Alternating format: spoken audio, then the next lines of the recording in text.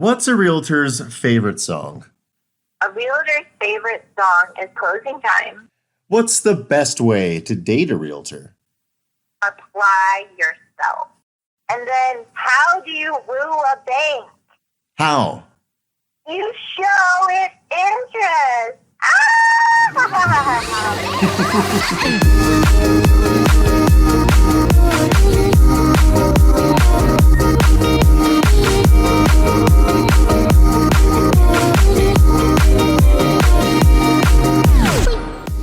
Broker Becky Bush is a licensed broker who's part of an elite team of realtors that sustains itself in the top 1% of the Berkshire Hathaway network.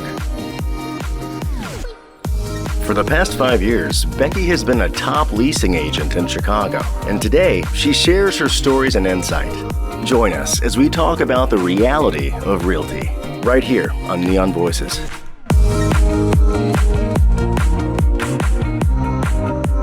Is there something that people should know about what the market is like right now, given everything going on and the current state of affairs we're in? What's your assessment of the market? Well, we just had a meeting about that today, actually. And personally, I believe it's really about you. You know, when is it a good time to buy for you? What are your life circumstances? Do you have good credit? And not just good credit, you have great credit because, you know, you want as low interest rate as possible. If you're going to be taking on a 30-year mortgage, you know, do you have a good job? Do you have established work at your job? You know, a home is very serious. But, you know, if you must know what the market is like right now, interest rates, they are actually lower than they have been in the past 2 years, just initially, you know, before you even get in there and try your hand. And I think it's partly because as we climb out of this crisis, people are just more eager than ever to own a nice home. You know, we literally were jailed in one spot for like 2 months, our home. So if you don't like your home, that really sucks. So many people are working from home. It's just really important to really like where you live and feel that stability. So, I mean, if you are one of those people who hasn't lost their job and you've got really great credit, like 800 or higher, then, I mean, I would say this is a really, really good time to buy. It's amazing. I mean, already this week, we've done more sales this past week than we have in the past, like, month and a half. Good. That's promising. I think a lot of people might be relieved to hear that because housing market is a crucial market to how our economy runs. And if people are afraid to act on it, they could be missing out on a good opportunity. Because I always wonder, like, I've heard a lot of friends who are into stock. They do stock. And right now they're buying up a bunch of stock. And, you know. Oh, yeah. Monday was like the biggest stock day ever. If you had stock, you made a lot of money. What's a homeowner's favorite sport? Fencing. Why did the realtor become a gymnast? Because she was really good at flipping. What's the best way to date a realtor? Apply yourself.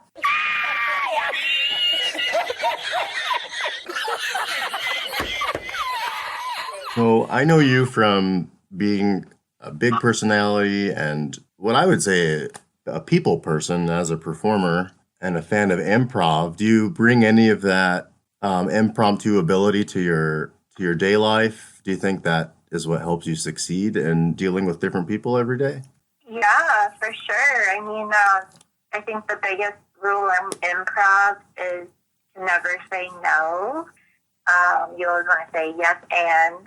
So every day I face a lot of challenges with my schedule because I'll have a set schedule, but then I'll get a cancellation here or I'll book a showing there. So I always have to be prepared for something new to happen. And if I was creating excuses for like why I couldn't make that happen, then I just think the show would be over, Definitely, you have to be solution oriented.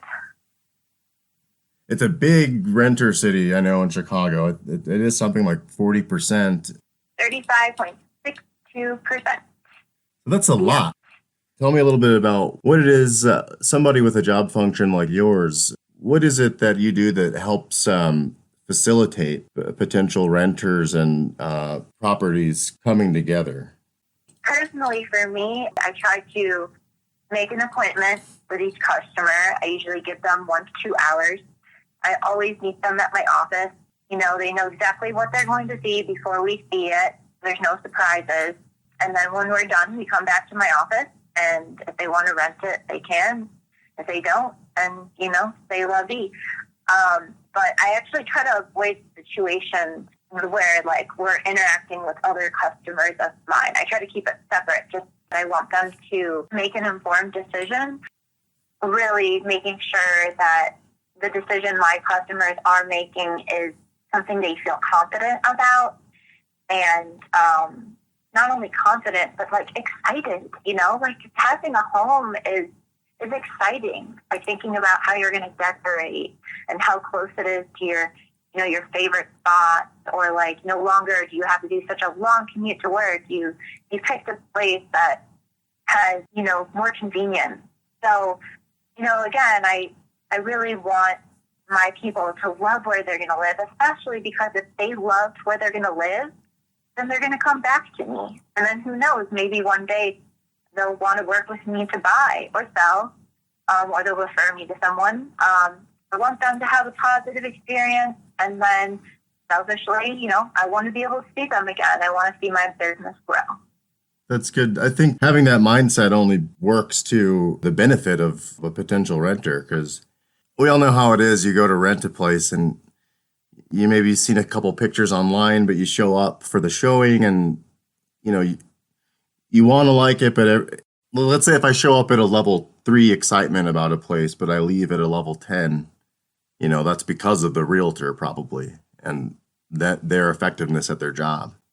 So it must be really rewarding for you when you... Definitely. I mean, I definitely feel like, I'm doing a lot of work to research and listen to their needs.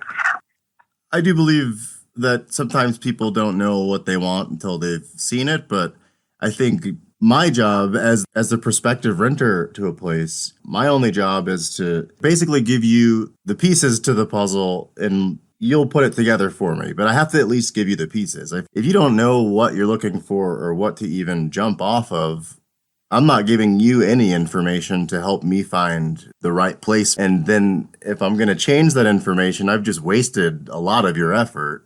So, yeah, I mean, of course, I work with new renters all the time. And actually, I love working with new renters, because they're so raw, they're so new. I really get to shape their experience. So it's my opportunity to teach them. So it's so important for a renter, again, to really know what they want. And then to be, just be practical and be respectful of both their time and my time. Yeah, I don't think that's asking too much.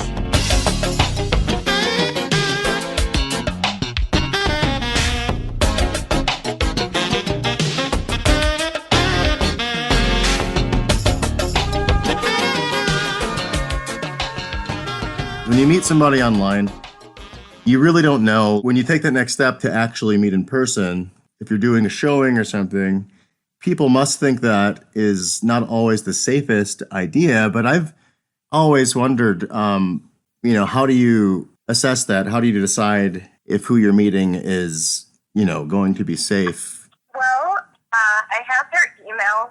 I have their phone numbers. I really do have a pretty good idea of who I am meeting before, especially because nowadays your email is associated with a picture, and occasionally I'll do a little LinkedIn research. So I feel pretty safe. Yeah. And I guess working with so many people every day, you just develop a good read on people, even if you are communicating via text or phone. Is it sort of an intuition thing as well?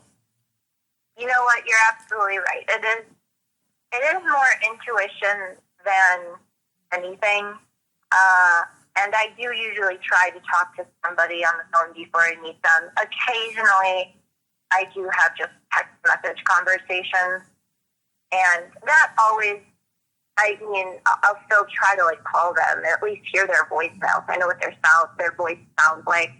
Last week, I had a guy who really just wanted to text. So then when I called him, and he did finally pick up, I realized he had an accent and that English was not his first language. So, that's the whole reason why he really wanted to primarily communicate through text, was just because it was a lot easier for him and, got rid of the language barrier.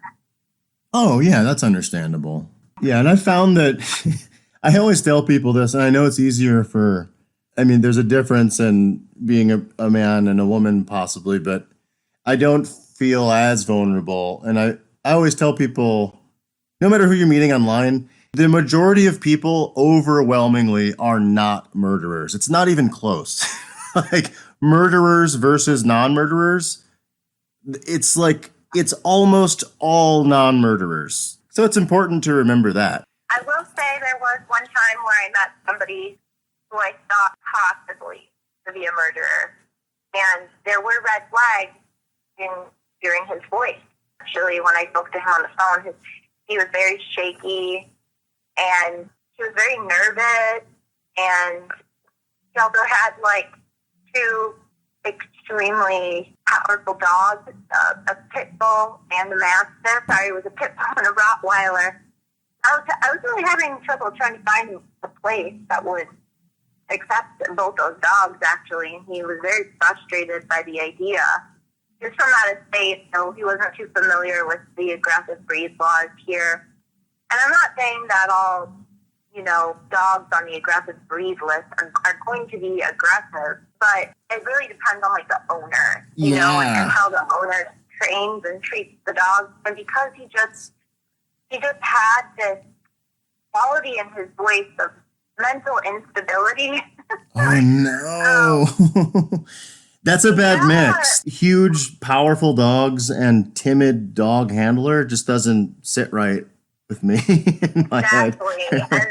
And then we went and we met in person, and when he showed up to my office, he was super disheveled and that's so weird. His hair was all over the place.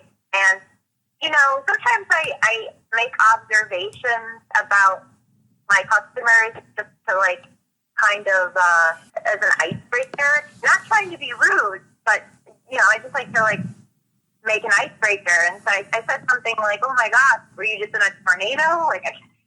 Oh, yeah. I can't remember. Yeah. Something like that. Just try to be funny and in an over-exaggerated way.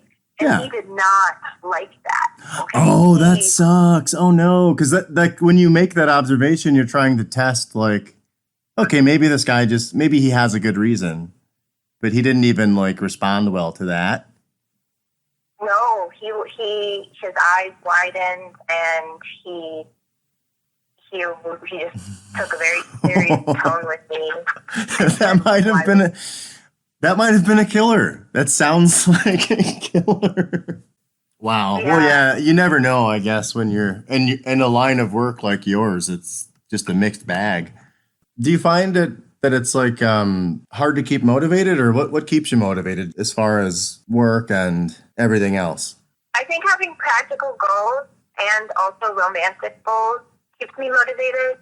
Setting realistic milestones that I know I can achieve, but also having high hopes for something greater, even if dreamy, because that is what you really look forward to, and that's what drives you.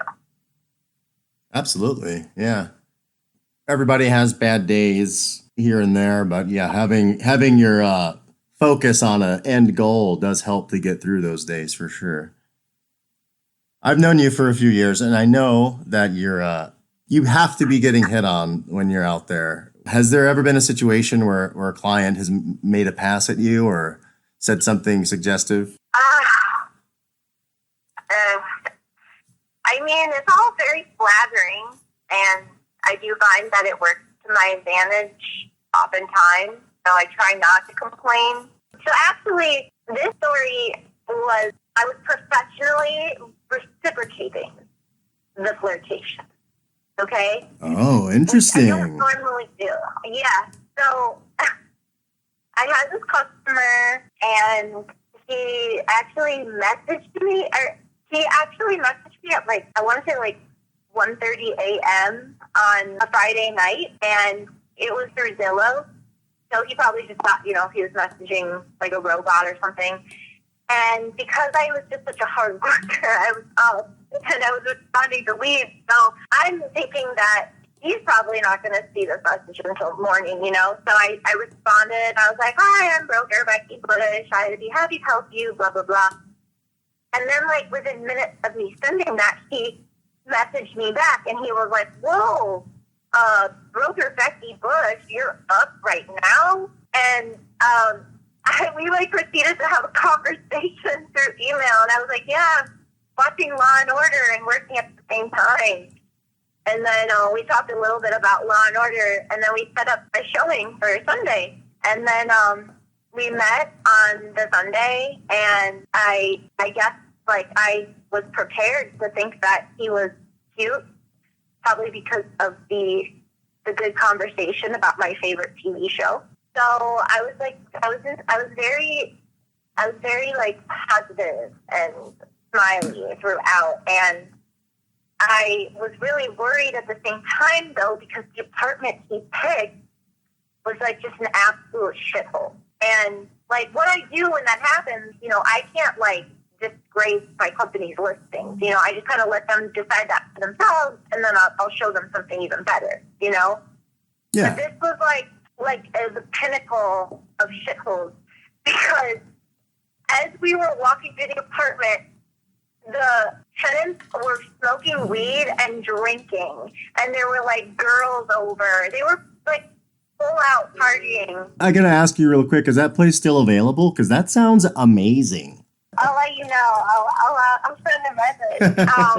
Yeah, it was really crazy, and I was so embarrassed, and then when we got outside, I couldn't talk like in my smooth way, Yeah. Where I'm like, okay, let's go see this other place. Instead, I was just like apologetic, and I was like, you don't need that place, It's just like just absurd that I was like just rambling like that, And then he was like, well, what are you going to do now? Are you really going to go back to your office on a Sunday at 5:30 p.m.? And I was like, yes, I am, because I was like really trying to work as hard as I could. So I did. I went back to my office, and, I always wondered about him, but, I had to keep it pro, so.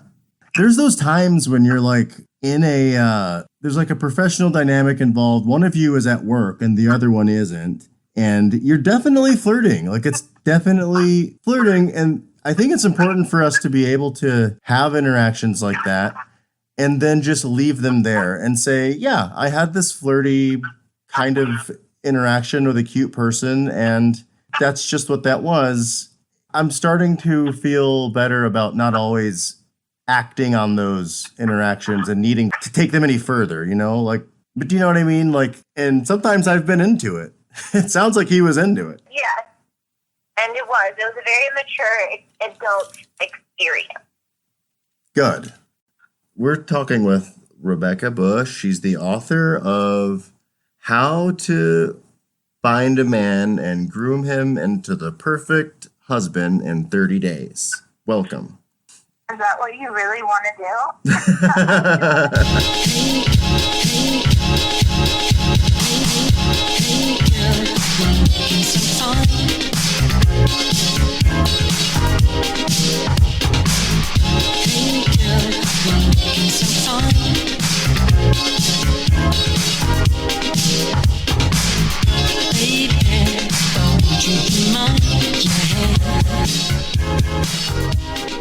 Okay, I don't know if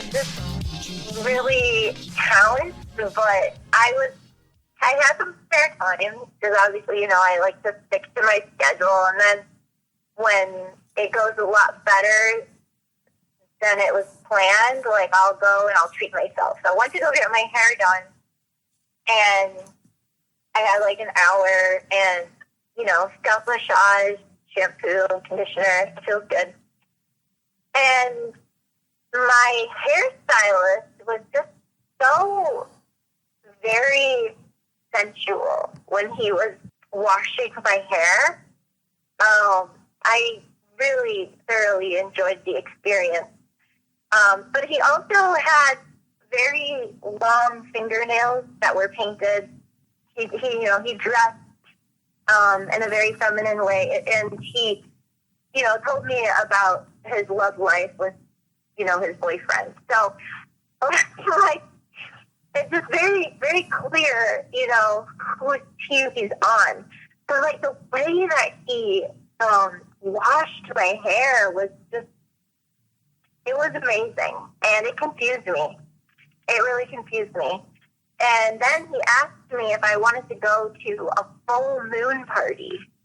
Oh, yeah. Hell yeah. He sounds like one of those. Yeah, right? And I was like, sure, yeah, I would love to. And he was, pretty gay the whole time, I have to say.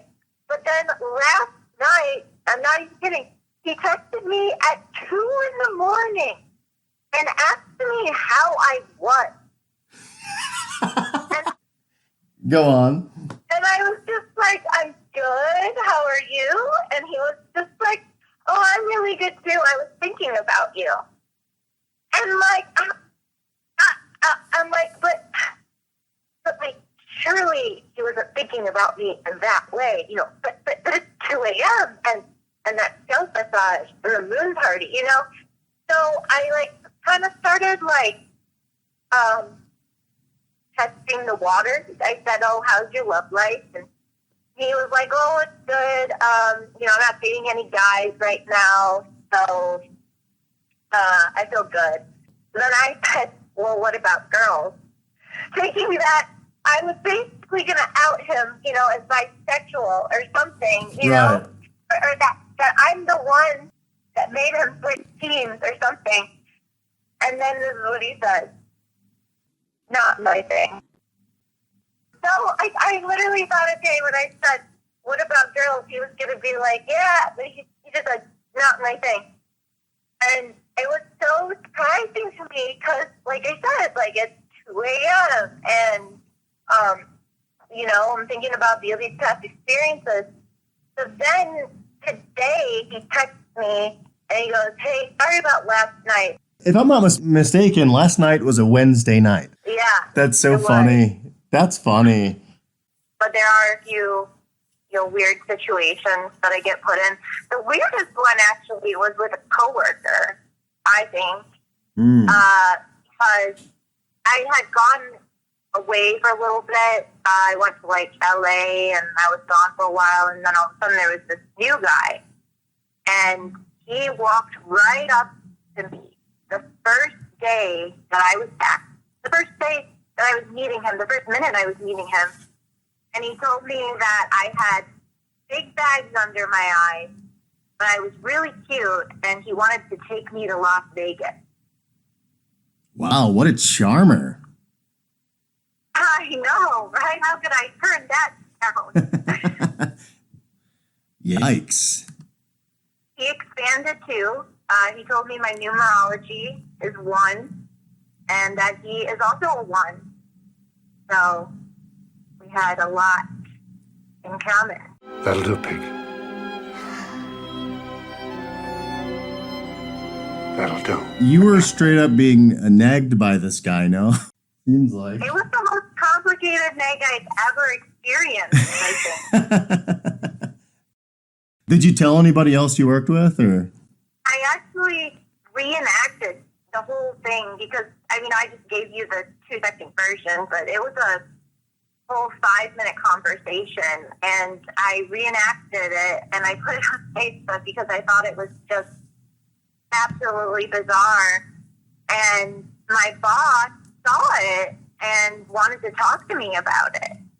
I told her, I was like, yeah, this happened, and I don't want to be near him anymore. Nothing really happened after that, but I think he still works there. He has a few lawsuits against him, though, because actually I remember at our Christmas party, he was sitting next to the new girl, and when she stood up, he kissed her on the lips. No way. Yes.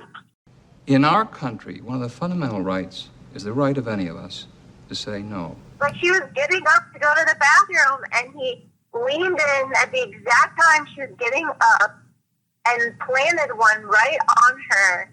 And it was totally manipulated. Like, he totally did it on purpose. It was not an accident. And yeah, so I don't know. I like I said, like, usually you find company in your company. Right. But he was like somebody that I was like constantly just trying to stay away from. Not to like get all negative here. I could tell you a way better, like funnier one probably. Well, that's an important one too. Maybe not as funny, but people like that are out there, and you can find people like that in any industry. And that sounds to me like this guy's just been on a long run of not being put in check for a long time, and he thinks he can do whatever he wants. Yeah, that's so true. That's so true. It's so true. He was a big provider. I was a better provider. I was the top agent. But, I think the reason why he was able to get away with it so much without punishment is because he was making the company a lot of money. Yeah. Yeah, that's a shame. Healthy work environments are, in 2020, they should be easier to find, and I hope they will be.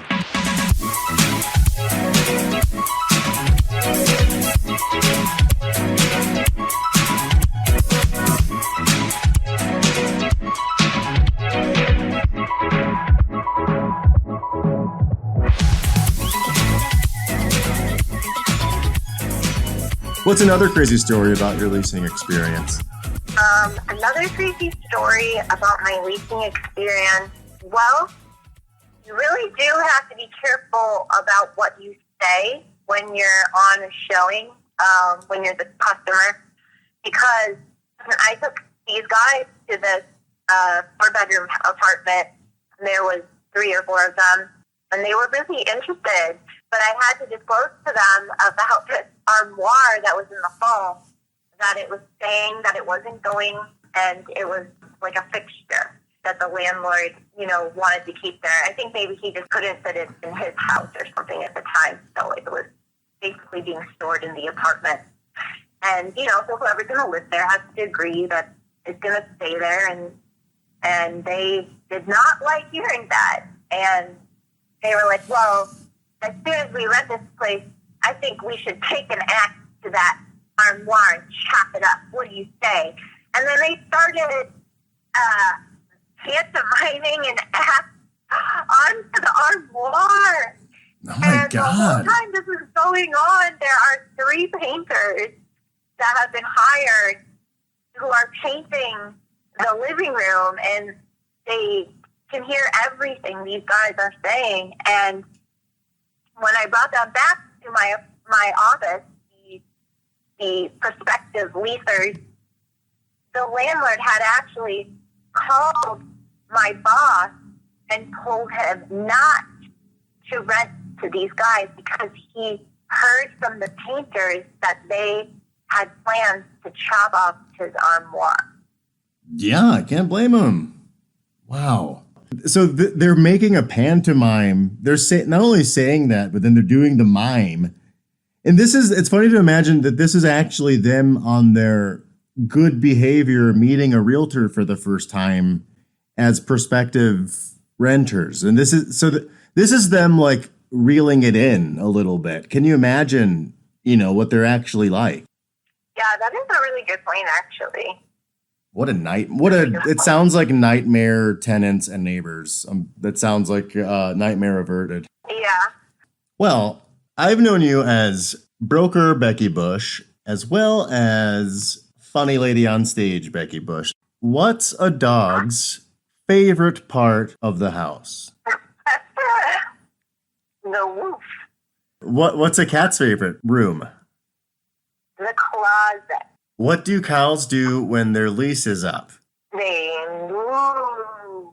My people went to go look at a place, and they were like, the realtor was super, it was just that she seemed to be like discriminating against them because of the way they were dressed. Oh, really? Like they were qualified and everything, and they just got turned away? They didn't get turned away. It's just that she was really rude to them. To the point where they decided they didn't want to look at it. They saw it without me because I wasn't able to make it. I ended up showing them the next day, which they were really grateful for, but they didn't have to. Like they could have seen it without me, but because the lady was just so rude to them, they had to see it again with me. Oh wow. Well, thank God you're not like that. Jeez. I don't think people realize like how much. To talk about that kind of stuff, like people's rights, and like people take the relationship with a realtor though a little less seriously because they can just schedule appointments with like all sorts of realtors that they find on the internet who are just willing and ready to make a video. So it doesn't feel as much relationship oriented, which for me is such a big thing because I place so much value in building relationships for my business. So it's always great to have a realtor because they're going to fight for you. They're going to be your negotiator at the end of the day if that's what you want. Yeah, I wonder how much of that comes from, do you think any of that is influenced by just your experience with being like auditioning for things as well? Because I know there's been times in the show world where I've auditioned for stuff and people have gotten back to me and they say, we're not going to use you now, but we like the way you communicated with us. We like what you do. It's just not right for us right now. And definitely, I think like the way you present yourself is an impression. And if you can form a good impression with somebody, they will call you back. Why did the bowler post ads for a roommate? Because he had a room to spare. What housewarming present do you get a guy who lives alone? You buy him shelf. You buy him shelf. Yeah. You skipped my favorite one. Which one? Why did the realtor break up with her banker boyfriend? Because he was such a loner.